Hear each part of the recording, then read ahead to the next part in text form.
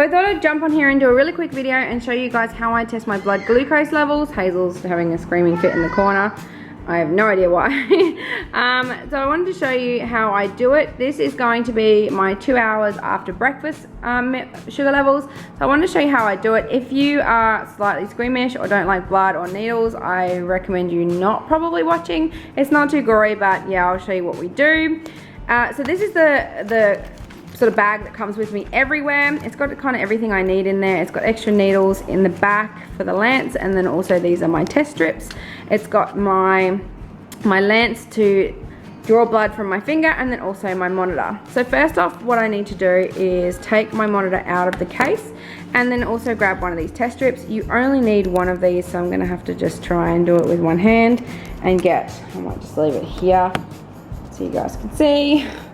So I only need one of these strips. I'm gonna go ahead and tear it down, and then I get like a barcode on the bottom. So what I do with mine, most machines are different, so this may be different for others. As soon as I insert it, it should start flashing, which it's doing, and it's asking for blood on the end of the tip. So I go ahead and take my lance machine device, and it's set to a 3. This can be changed depending on how deep you need the needle to go in your finger to draw blood. It goes, obviously the lower the number, the less. You can normally do it around a 2 or a 3. I have a 3 only because sometimes if it's on a 2, I don't get enough blood for the machine to recognize that there is enough blood.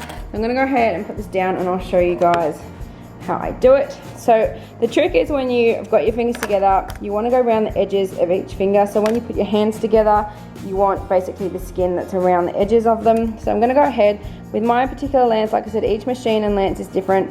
I pull back and you'll hear it click, and it tells me that it's loaded, and that's obviously where the needle is. You can't actually feel it at the moment. So I'm going to go ahead on my finger, place it on the edge and click it, which it did. Now if you have a look, it's already probably just started. So I'm going to go ahead and grab the machine, which is still flashing for blood, and place it on the blood, and you'll see that the blood, hopefully there's enough, and it starts beeping, which tells me it's got enough, and it starts counting down, which is 1, and it's 4.0. So that's actually, so that's actually pretty good. For after meals, you want anything under 7 basically. So that is under 7 definitely for me, so that is a pass. So for after meals, you want to be under 7.0 in Australia, and I believe the UK they measure in millimoles.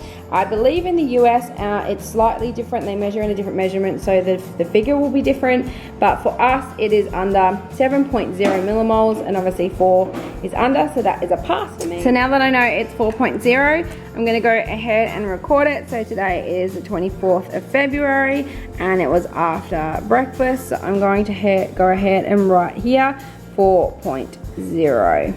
and that will be my reading. So the next reading that I need to do is after 2 hours after lunch, and then I do it 2 hours after dinner.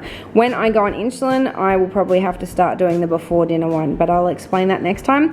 I'm obviously in no insulin injections. I have been writing when I've gone on to metformin, so I've also written when the doses are. I haven't changed doses, so I've just left these blank because I'm still on 1.5, and that is how you do it. So you record it in your book so that your diabetes doctor can have a look, and also circle the ones that are high, and you can go from there. So to get rid of the lance, basically what I do, I'm going to put this down because it's easier for me to show you. I get the packet that I took it out of, and you can see I teared it off. I basically just insert the blood end into the packet so it's not there.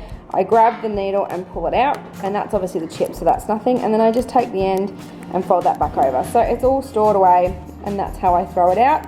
And that's basically it. My machine basically turns off straight away as soon as that chip is taken out. And that's it. I go and put it all back for the next reading until I need it next time. If you have any requests, let me know, or any questions, and I'll catch you guys next time. Bye.